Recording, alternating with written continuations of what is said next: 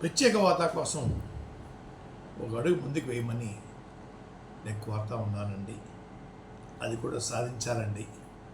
యువత చాలా నిరాశ నిస్పృహతో ఉన్నారు. ఆ రోజు ఎక్కువ మెజార్టీ ఉండటం వల్ల బీజేపీ ప్రభుత్వం జగన్ గారి కోరికను మన్నించలేదు.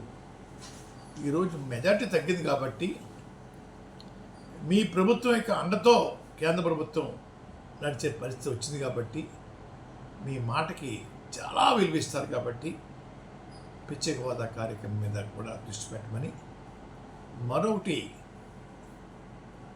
విశాఖ స్టీల్ ప్లాంట్ కోసం ఎందరో బలిదానం చేశారండి.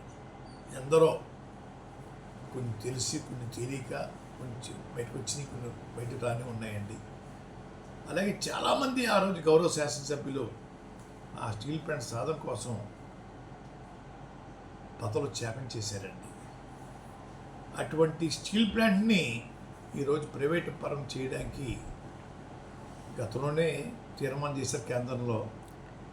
ఈరోజు మీ చేతిలో కేంద్ర ప్రభుత్వం ఒక కీలుబొమ్మ, మీరేం చెప్తే చేయవలసిందే వారు.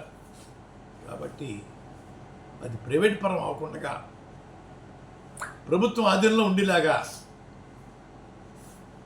ప్రయత్నం చేయమని నేను కోరుతా ఉన్నానండి.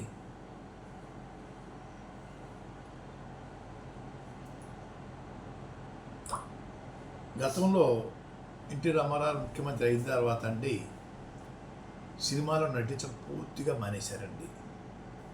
అది చట్టం ఒప్పుకోక అన్నది నాకు తెలియదుగా, రూల్స్ పూర్తిగా మానేశారండి ఆయన. తర్వాత ఒక సినిమాలో నటించవలసి వస్తే కేంద్ర ప్రభుత్వ పర్మిషను, సుప్రీంకోర్టు